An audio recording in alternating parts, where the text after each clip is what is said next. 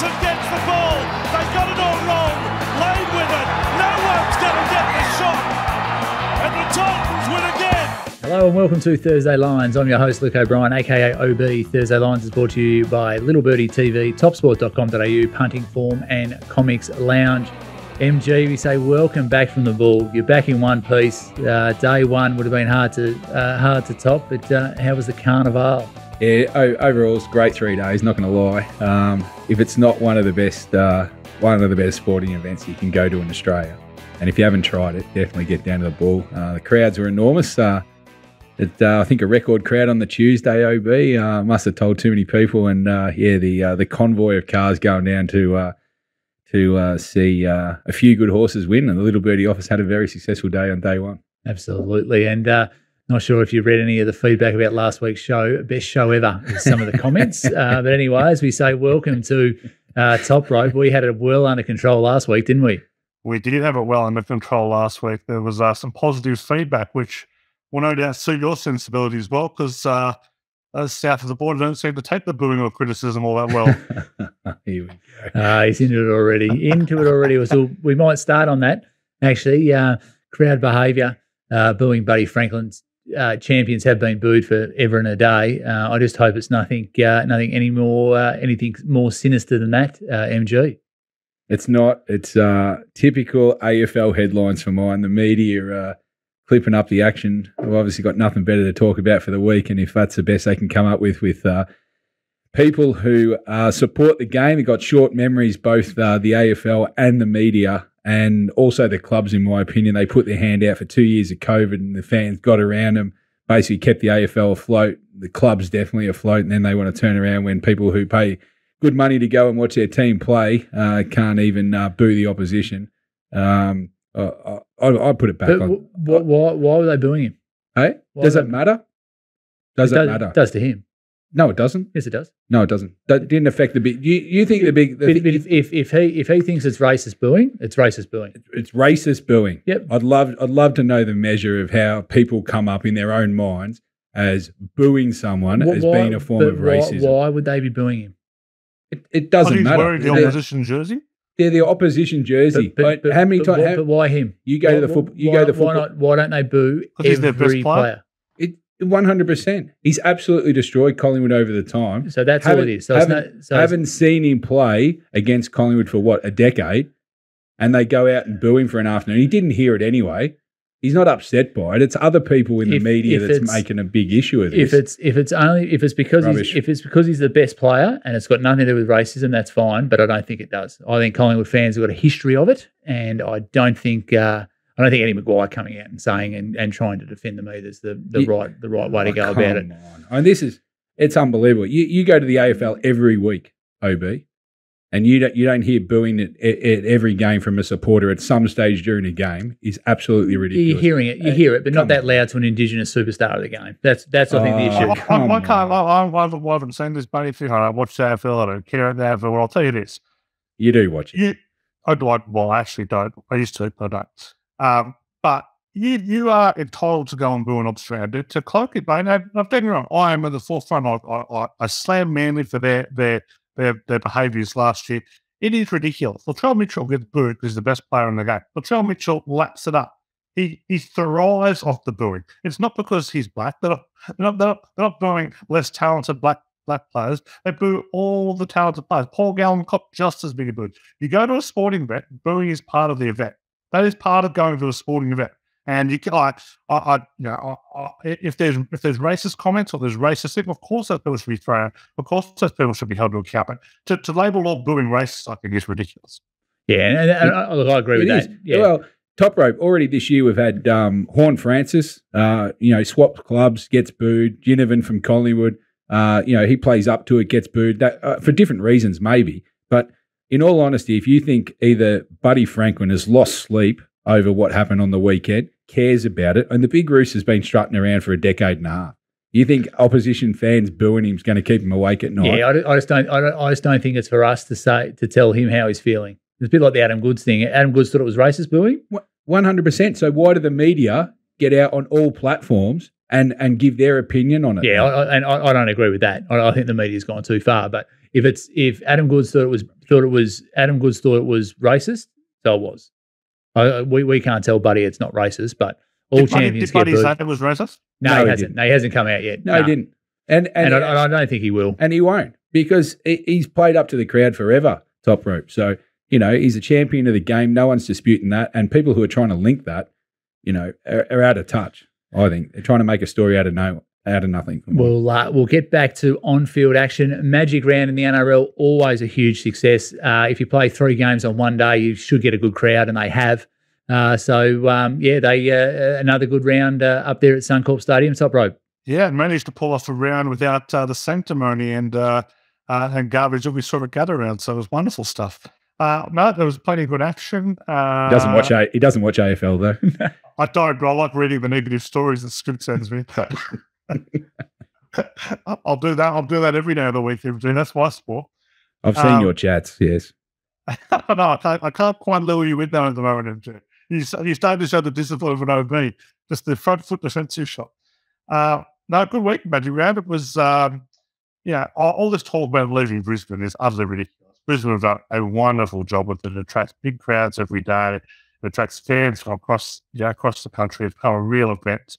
And we saw some good footy. We saw some rubbish footy. We saw some good weather. We saw some ordinary weather. So big success for the NRL, and they're another year. Hopefully, we'll continue to say that. It's always a fantastic round, and I think the good thing about Gather Round as well, fans get behind it, media get behind it, the competition gets behind it. So if it can't work, it's never going to. So no, that always a favourite on the calendar. And a few comments from St George Illawarra player to just taking a swipe at his own fans. He's going well. Well, Jack Bird, in a sport not renowned for having some of the world's most astute thinkers. He sits at the bottom of the barrel with the way he's gone about not only this week but his general career. But a guy who misses a lot of tackles, the guy who gives away a lot of dumb penalties, goes and claims that fans don't know anything about footy.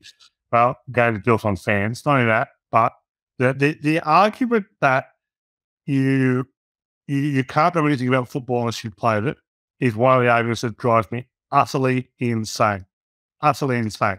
You could know just as much about footy that haven't played it and can understand what's going on. It would actually be nice if some footballers actually understood what worked in game and what didn't. That's why we're kind of seeing the rise in most other sports. Not quite in rugby league yet, but this advanced analytics push that is quite telling players where they should be and what they should do. So, stupid comment from Jack Bird.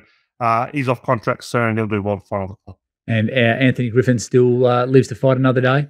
They brought Jason Riles in for an informal interview, and they've got a board meeting next Tuesday. So Ben Hunt's 300. He's always been pretty close to Ben Hunt. So that's why he's got the gig this week. But if he doesn't, if he survives next week, he'll be doing well. The first one down, Toprope. He's sharpening the knives. He's sharpening them up. Have a look at him. I've never seen someone so excited. As we look at the scores for AFL Round 8, MG, I think you are slowly coming back to realisation after your big carnival at the Bull. Anything sort of catch your eye there, mate? I didn't miss a beat. Watched all the games. Caught up on all the replays just last night. So I'm ready to go for round 9. Yeah, round 8 was dominated by favourites. There was 8 out of 9 favourites.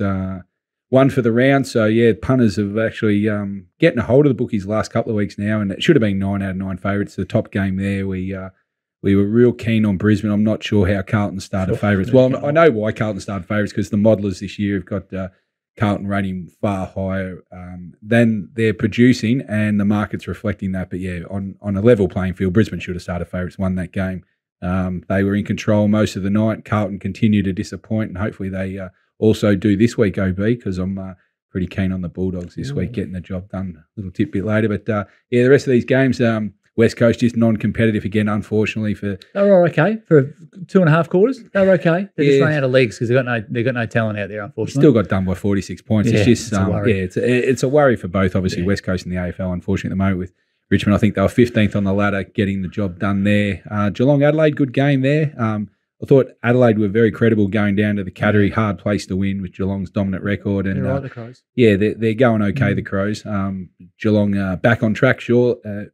Very soundly now, won plenty in a row now. Melbourne, Gold Coast. Good game, that. Yeah, Good game. Yes. Gold Coast had their chances late to maybe pinch it as well, but Melbourne getting away with the W up there. Pretty competitive game. This one, the Bulldogs and the Giants. Giants keep coming. They haven't won many games this year, but they've I think their biggest loss has only been 21 points. So they've been in every contest. The Bulldogs are back. They're running well at the moment. Freo finally getting the win they needed to against disappointing Hawthorn. A bit of a smashing Hawthorn legless at the moment. They've got some real issues, unfortunately.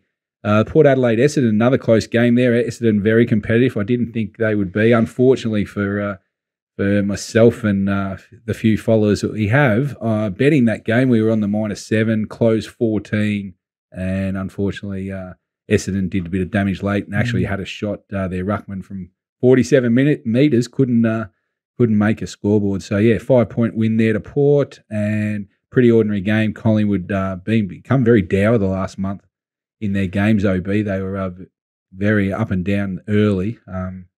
But they got the job done over Sydney, who are in a fair rut at the moment. They've lost 5 out of the last 6. And then the worst game of the week, they couldn't hide at the AFL, St Kilda Kangaroos at the Dome. Ross the boss, he just shuts down all games. It was a terrible game to watch. Neither team could kick straight as the goal kicking continues to be horrendous. Wins a win for the Sainers, and they are ticking along. Big test against the Crows this week, but I think they'll go okay. As we have a look at the stats for round 8, 8 out of 9 favourites, as MG said, at 89%. They covered the line only 3 of 9. The over total 4 of 9, so a little bit low scoring this week, a little bit dour. And the home team 5 of 9. As we look at the season stats, still dominated by the favourites, 47 out of 72 at 65%, 44% for covering the totals. The overs are at 56%, and the home team 36 out of 65. So favourites definitely dominating that market. As we look at the NRL scores for round 10, top rope, the great magic round, anything really jump off the page at you? Yeah, I opened up with the Raiders Bulldogs, and I was sure the Raiders for the second week in a row conceded 30 points and won, but the Dogs 34-30. Broncos put the Seagulls to the sword 32-6. Panthers, pretty uninspiring win over the Warriors 18-6.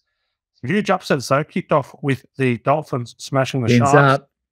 Fins up, baby. And what was labelled as Wayne Bennett's 900th game, maybe wasn't his 900th game. He actually missed 2 games from COVID that may have been counted. So we might get 900 games in 2 weeks as well. So we'll see how that goes. Peter Volandi's doing beautifully. Just tries to just buy a bit more time. Oh, but don't worry. All his time is focused on us getting week 1 to Vegas. So everyone, it's very hard to unite the NRL, but getting to Vegas for round 1 will certainly do that. So everyone's behind that one. Probably the most impressive performance of the week, the Bunnies absolutely smoked the Storm 28-12. Scoreline probably flattering to Melbourne in the end. Tigers with the Dragons 18-16 in a game you'd never want to watch again. Cowboys, huge upset again, double-digit favourite again. The Chooks 20-6 led 18-0 at one stage. It was an absolute rout. Cowboys been pretty poor, so it was maybe a season-defining win there. And question marks would be asked. The Roosters have been in the news for all the wrong reasons this week. And the Eels, Titans 26 held on to beat Parramatta 24. Another big upset there, and Parramatta really struggling, and now have Mitchell Moses out on the 11-day sit-down rule after getting a grave on concussion.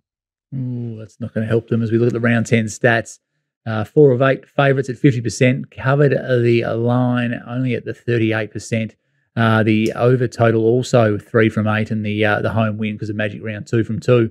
As we look at the NRL stats, the one that sort of jumps out at us there, top rope, is probably covering the total only at 40%, and favourites in the home team dominating again. Yeah, it's a bad year to be betting minuses. I made a big mistake last week of backing a few minuses, and they all went down. So, look, usually the default position is to be on the underdog, and kind of where you want to be. And even this time of year, you want to be rolling with the dog. As we look at the global sports wrap for the week for topsport.com.au, the Byron Nelson Championship. We got a tip from you there, Top Rope. Scotty Schiffler, the favourite at $4.50, seems awfully short in a 4-round golf tournament. Yeah, couldn't have Sheffield at $4.50. I've got a few down for me. 2 best results, probably Taylor Montgomery and Maverick McNeely.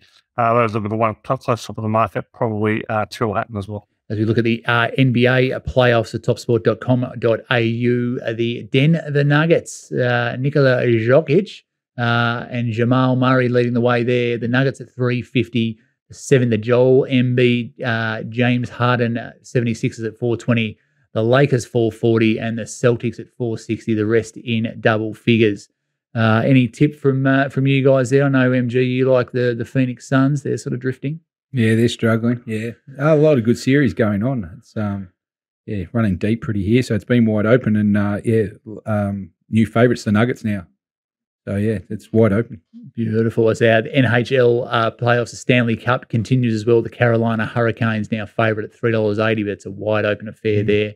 And the Rome Masters continues this week. The Madrid Masters was last week, so hopefully the women can get the microphone and get the coverage they deserve. There's been a little bit of press on the ATP tour about that, but that's for another day. And right now it's time for Thursday Lines, brought to you by topsport.com.au, family owned and operated for 35 years. Bet with a bookie you can trust. Bet with topsport.com.au as we look at the AFL Premiership prices, MG, and it's still a 4-horse affair. The Magpies, Demons, Cats and Lions all in single figures. Yeah, I think the Premiership's certainly shaking itself out now. I don't think there'll be too much movement as the year goes on. The top 4 have put themselves a gap, and Port and St Kilda obviously going well, and Carlton, who I think we potted about 2 weeks ago, I think they got into $10 or $11 or something, Carlton. So it's shaking itself out, and I think most of the action's around the top 4, and it'll be most of the year going into the finals. I don't think the Crows can win it, but I think they're better than the $21. But I don't think they can win it, but they're going pretty well. As we look at the AFL Stings for round 8, not a bad round for MG. You might have to go down the ball a bit more often. 5 from 7, 20 units bets.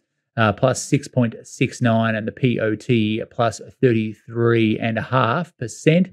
And the season tally just keeps rolling along, 33 and 19, 129 units bets for a result of plus 22.77 and the POT is 17.65. Going right there, MG. Yeah, not sure the liver would handle back-to-back weeks at the Bull. Tough place to survive down there. But, it's a good week. 2 weeks in a row now we've put together solid weeks and we got lucky on one of the totals got over late-ish, and the two losses at the line, we were both in Port. We're ahead of the count with about 5 minutes to go, and the Melbourne were a goal either way until late as well. So getting good sights for our money and beating the market in most of these bets. So hopefully it continues this week. A clean sheet's not too far away. If you look at the NRL Premiership prices, the Bunnies are the firmer.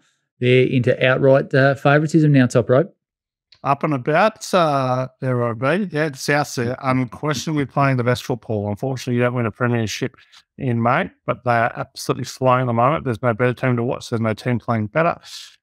Deserved premiership favourites at the moment. Panthers on the drift, not so the Roosters still third favourites. They are looking in all sorts at the moment. So, Sharps disappointing, $11, but it looks a race on 6 at the moment. The Sharps just hanging on, the Storm just hanging on.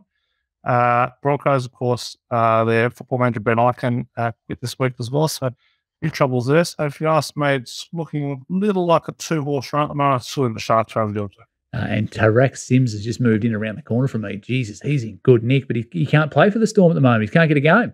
Not good enough. Not good enough. They're pretty well set with their back row at the moment, and also he's Tariq Sims, so it does drop a lot of balls, and he's not very good. So. I won't say hello to him when I see him at the park next time. I'll just give him the wide berth. Well, if you do, maybe take the football down and get him to some catching practice. Jeez, whack. As we look at the GGOA for round 10, bit of a tough week. Bit of a tough week. 2 from 8 of the old man. Wasn't too magic for the GGOA, was it? It was real magic, but you give your money and I'll make it disappear. The less we say of that, the better. But just a reminder for the GGOA and the AFL Stings are available in littlebirdie.live, a shop for all your punting action. But the GGOA will turn around this week and turn around quickly. As we look at the AFL for round number 9, the Tigers $3.40, the Cats $1.29, the Line 21.5. Looks a beauty. Great game on paper. The Cats are going well on the over and under 170.5 there. But which way are you leading here, MG? Yeah, I think back at the MCG, I think this line's on the large side. I actually give Richmond a good hope here at the plus 21.5 back at the MCG. I think they give them a chance, even though Geelong have won 5 in a row and they've won 3 straight and covered also, and they've got a very good head-to-head record. They've won 10 of their last 14 against Richmond.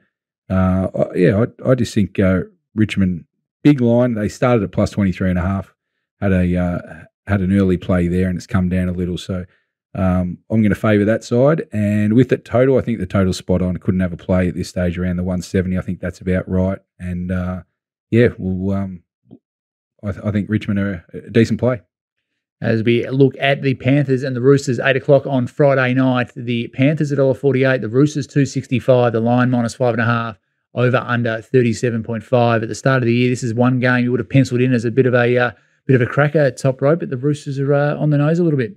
Yeah, been a tough week for the Roosters, and after that bad loss, they've had plenty of injuries out wide. Joseph Swaley in the news again, might be released early to go to Union after he's off to. For mine, though, the issue here is Penrith at home. Penrith at Blue Stadium covered 20 of 29. But the market never quite gets it right on me. They've covered 6 of their last 9. They're a single-digit favourite there. 19 of 26 at 9.5. They're just tick every box at the moment. They've won 6 straight against the Roosters. The last 4 on 6. I'll be laying the small minus this one. Oh, beautiful. We like hearing that from the top rope as we look at the Carlton and the Western Bulldogs. I know you're keen on someone here. MG, the Blues $1.87. The Bulldogs $1.87. The line is flat. And the over-under 165.5. I know you're very bullish. Yeah, it's a good game here. 8th v 7th on the ladder. Saturday night, so they should get a good crowd. And I just think these sides are going in opposite direction. As I said, I'm not a fan of Carlton. I just think they're overrated. They'll stand up in the market here, so there's no need to rush in. Carlton did start slight favourite at 1. Some bookies do have Bulldogs now favourite at 1, but it's around the pick'em. Carlton have lost 3 out of their last 4, and the Bulldogs have won 3 straight and also 5 of their last 6. So I just think there's different form lines going in here. And I just think Newman out, Treloar out kind of evens itself. Oh, sorry, Newman's back in. Sorry.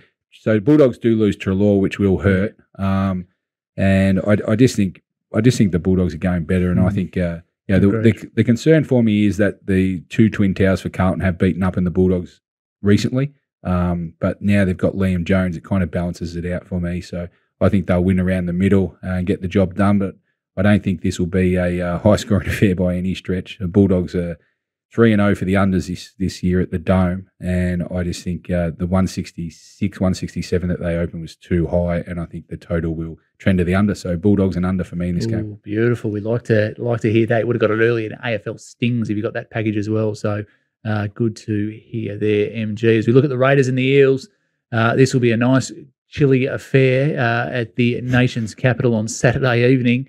The Raiders $1.66, the Eels $2.22, and the line -2.5, over under 43.5. What's doing in this one, Top Rope? Real tough going to handicap from a side point of view. Probably coming to this thinking that the Eels might be a bet here. They've won 5 of the last 6 against the Raiders, but no Mitchell Moses. They've covered 1 of the last 5 without Moses. But the Raiders are all 4's a favourite. 15-31 against the Spurs a favourite. 15-30 against the Spurs for win. No side play in this one, but I am going to be betting the overs. The last 2 Raiders games have tallied 61 plus. The over is 23-11 when the Eels are off a loss. 17-8 and off conceding 26 plus. 4-1 the last 5 meetings have gone over the total. So, liking the over in this one. I get aroused when you start talking stats. It really gets the hairs on the neck standing up. And fantastic analysis yet again. As we look at probably the match of the round, this one, Crows $1.65, the Saints $2.16, the line -6.5, over under 161.5. That's the early Mother's Day clash in Adelaide. The Saints will be up and about. Max King is playing. You've heard it here first. He's in. You've delivered it first, have you? Yeah. It's already in my notes, not written down. He's back. Yeah, I think that's a swinger for me. I think the market's a little wrong here. I've got them much closer together. I like the Saints +6.5. I think they're a good bet. Like the way Lions coaching, St Kilda seem to have adjusted to many injuries out, and yeah, King will make a big difference on the back of also Adelaide losing Murray down in defence. He misses through concussion as well. So the away team here head to head have also won 5 out of the last 6 between the two teams. So there'll be no fear for St Kilda going over to Adelaide. They're 6-2 this year, third on the ladder. This game will be brought down the mud, which Adelaide don't like as well. It'll be a low-scoring affair. Adelaide like it out and going, free-flowing kind of game. St Kilda just don't play that way. This year they're averaging 140 points per game in their totals. So I'm pretty keen on the under. We bet that earlier. They put up 166, 165. It's already down to 161. Pretty sure this total will start in the high 150s, and I think it'll still go under. St Kilda just drag, especially in the second half. They really just make it a defensive game. They get in front early. Their first quarter's been pretty good. So, yeah, Adelaide will need to get off to a fast start. They do have a good record. They've won 11 of the last 13 against St Kilda. I think the Saints are the value here and dead keen on the under. Oh, beautiful, beautiful. Another Ross Lyon Dower affair. That's what we like at AFL headquarters. That's what we like. Sea Eagles and the Sharks Sunday afternoon at 4 Pines Homophobic Park. It's the Sea Eagles 255, the Sharks 150, the line 4.5, the over-under 45.5. What it's doing here, Toprope. Let's hope no one gets booed then. Otherwise there'll be all kinds of accusations being made. Interesting game. The Sharks have a pretty horrid record at Brookvale. Won the last 8. Manly, though, they're in all sorts. Like they are playing some very bad rugby league. They've got a 5'8" that's too fat. You can't get a run. Got a fitness test status able to play, but not ideal to be 11 rounds into the season and be too fat. Coach is lying about whether he's not playing because he's too fat. Going in stark contradiction to the captain who says he's not playing because he's too fat. They've got Tom Trebojevic, who's clearly playing to prove that his body's up to it, even though it clearly isn't up to it. So, a few worries of Manly. They've also a team that does not bounce back well, comes to 13 of 32 for double-digit loss. Few things like with the Sharks here, they've come to 16 out of 23 daytime games, 13 out of 22 for double-digit loss. So they bounce back well here. So right in the minus here, but the best bet here is the over. Weather dependent. It could be a rain around, so I won't bet this till late. But over was hitting 6 of the last 8 between these two, 44 plus in the last 5. The over is 25 and 12 on Manly off conceding 26 plus, 18 and 9 when they're at Brookvale, 15 and 7 when the Sharks off double-digit loss. So everything was up for a big overgaming. Oh, plenty of stats there, which is good for the listeners. We whip through the rest of round number 11 in the NRL. Beauty kicks off tonight here in Melbourne. It's the Storm $1.67, the Broncos $2.20, the line minus 2.5, over under 41.5. Yeah, you won't find a price about the Storm or this at home very often, so jumping into the Storm here. Tremendous record against the Broncos, won 12 straight, won 34 of the last 40, scored 40 plus in 5 of the last 6. Got to be with the Stormers. Bulldogs and the Warriors is the early Friday night game. The Bulldogs $1.96, the Warriors at $1.84, the line at 1.5, over under 41.5. Plenty of injuries at the Bulldogs. What is happening there, Toprope? Yeah, plenty of injuries, but the Fox is back.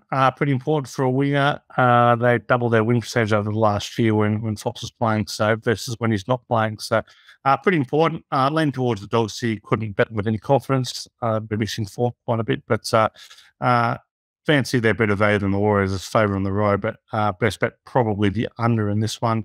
Under's 9-4 and the Bulldogs are an underdog. 9-5 and the Warriors are a favourite. Calling under in 3 of the last 4 meetings. As we look at the Rabbitohs, $1.16 against the Tigers, $5.25. The line minus 15.5, over under 44.5.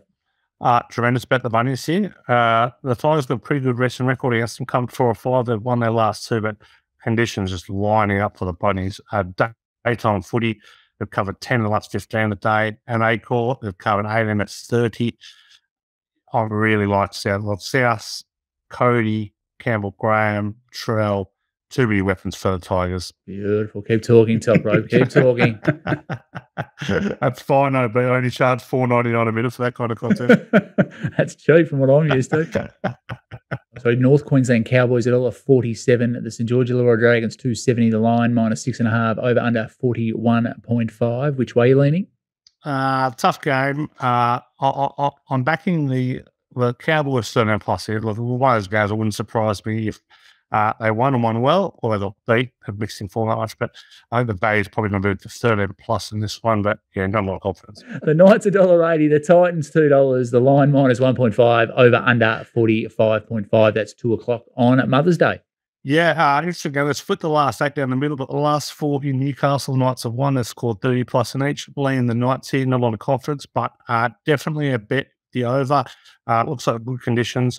3 of the last 4 of top 50 plus, big over spots for both of them. So need a real low tackling hand, so that helps. As we look at the AFL round 9 action, no one is watching this one. It's the Eagles 340, the Gold Coast Suns $1.29, the line 20.5, over under 174.5. They're hiding this at 8:40 on a Friday night. Yeah, they've done a good job to hide it. Unfortunately, I have to stay back late, but yeah, this is a tough one. I couldn't get involved in this one.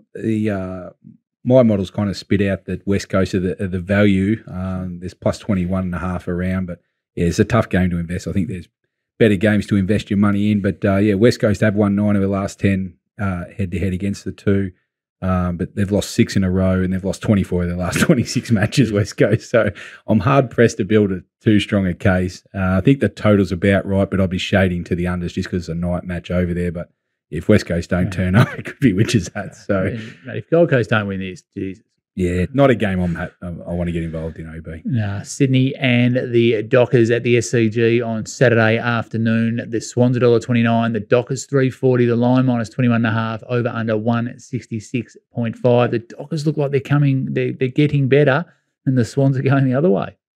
Yeah, I agree with you. I can't quite comprehend how the market's kind of come out so strong for Sydney here. Yeah, even though they're both on 3 and 5, it is 11th v 12. Sydney have lost 3 straight and lost 5 of their last 6. I know Freo's got no form either, but I think that's a big line going to the SCG. I think they might be a tight-ish affair, and I think giving 3.5 goals is the way to go. Even though Sydney have covered 10 of their last 15 against them head-to-head, I just think with the low average total, 9 of the last 15 have been unders with an average scoring total of over 149. So I don't think there'll be too many points in this game, which makes the strong play for Freo here at the plus. North Melbourne versus Port Adelaide down in Hobart. The Kangaroos $4.60, the Power $1.18, the line 30.5, over under 167.5, and booing Jason Horne-Francis $1.01. Yeah, I think the market's about right here. I don't really have an edge in it. I think it's hard to come into the Kangaroos. These two sides going in completely different directions for mine. Kangaroos are only won 2 for the year. Port have won 6, so they're on opposites there. Kangaroos have now lost 6 in a row, and 4 of those by 30 or more points. So their form line's not going well, and Port have won 5 straight. So very hard to make a case for the Kangaroos. But going down to Hobart, where they do play a bit better, a tough road trip for Port, 30.5. I will say the Port do love to beat the weak traditionally, so they might eat 30.5. So it could go completely the other way, and they could put 60 to 100 points. The weather looks like being fine, so for that reason, I think I'd shade the overs if I was going to play and probably stay out of the line. Hawthorn and Melbourne Saturday twilight at the MCG. The Hawks $7, the Demons $1.08, line 41.5, over under 171.5. Yeah, keen on Melbourne here. It's always hard to come into these really big lines, but I just think the AFL this year with these top 4 sides playing the bottom couple of sides, I just think if the weather's going to be fine, I just think there's potential for blowout here. Hawthorn have only won 1 game for the year, lost 5 straight. Melbourne have won 6, won 3 in a row. Melbourne head-to-head have won 6 straight against the Hawks and covered 4 of 6. So that's enough for me. I think this line, like Melbourne, I think 2 weeks ago, where I think they opened around the 40, 41, that finished about 49. I think this is a similar pattern game. Hawthorn have just got no offence. Melbourne average 107 to Hawthorn 61. So I just think there's a fair gap. Hawthorn have gone to the MCG twice this year. They've been belted by Essendon by 10 goals. Then when played Geelong, got belted by 82 points. So Melbourne's enough for me. I think if you want to play the total, I'd shade the over, but I think Melbourne minus is a much better bet. Brisbane Essendon looks like a great game. The Bombers beat them last year at the Gabba. The Lions $1.22, the Bombers $4, the line minus 25.5, over under 184.5. I'm looking forward to this one. Yeah, good game. I think the market's spot on with the betting and the line. I couldn't shade either side. I think Essendon were very good against Port Adelaide last week. They have lost three in a row now, but they have been playing all the top sides. This is no different. Going to Brisbane. The concern here for me, why I couldn't tip Essendon at the line, is they're off a 6-day break and a travel. Going into Brisbane's not ideal, with Brisbane off a 8-day break. Brisbane playing at the Gabba this year are 3-0. They've been pretty dominant, all above 21 points. So for that matter, I'm going to stay out of it. I'm going to watch the total as it go. I haven't played this total yet. I'm surprised it's in the 180s. There was a difference of opinions of about 10 points with the bookies when they first posted. Punters have got to remember, when the games are in Brisbane this year, the dew factor is heavy. There is a chance of showers or two, but this game being at night, I'm pretty keen if this total keeps going up. On paper, it looks like it might be north of 200 in terms of what they average, but Brisbane night, especially as the game goes on, the heavily due, I might be keen to play the under as the game goes on, so there might be a late play in this one. Okay, and the Giants and the Magpies at the MCG on Sunday afternoon. The Magpies at $1.13, the Giants $5.50 the line, minus 33.5, over under 169.5. Yeah, good game. I'm actually, I think this will be a good game. Collingwood are obviously on a roll. They're top of the ladder, 7-1. They've won 4 straight. GWS, they're going okay. They're 4-4. They're not going too bad. Been very competitive this year. Head-to-head against Collingwood, they've won 4 out of the last 5, and they've covered all 5 of those games. So they've been very competitive. I think this line's too big. I think it's a play, the Giants plus 34.5. I think the total's a bit too high in this game as a result of the line also. So, there's an interesting stat here that Collingwood, 14 of their last 16 at the G, have all landed in 1-39. So I think for that reason, I think the Giants being very competitive, plus 34.5. Collingwood have played a few big games in a row. They do keep winning, but I think this will be a lot closer than most people expect, and I think it's a good bet at the plus. Yeah, I think Adam Kingsley might pull something out of the bag for this one. But thank you, Toprope. You can remind that punters can locate the GGOA for $33 a week in the littlebirdie.live shop for all your NRL betting action. As always, it's great to hear you. Great to hear those stats, and great to hear you talking up those South Sydney Rabbitohs as well, Toprope. Bunny's up and about. Dolphins up and about. Your time of year, Bede. That's right. That's right. Just need the Sacramento Kings to come good at some stage around this time of year, and I'll be very happy. Well, good to see you got your sporting priorities in order there, I bet. That's right. Well, the Hawks are going really badly, so we'll stay out of that. That makes things a bit easier anyway. But MG, a reminder, AFL Stings are available for $25 a week in the Little Birdie Live shop for all your AFL betting action. Crazy if you're not following it. Absolutely. They're on for they'll Toprope needs to lift, but that's okay. We'll get him up and going again. That's a wrap for this week's Thursday Lines. Thanks to MG and Toprope. You can follow us on YouTube. Find us in the Apple Store, on Spotify, on SoundCloud, wherever you listen to all your good podcasts. Follow at Little Birdie TV on Twitter and Instagram. Remember, all your footy betting action can be found at topsport.com.au. Join us next week. Punt well, punt responsibly, and have a great weekend, punters.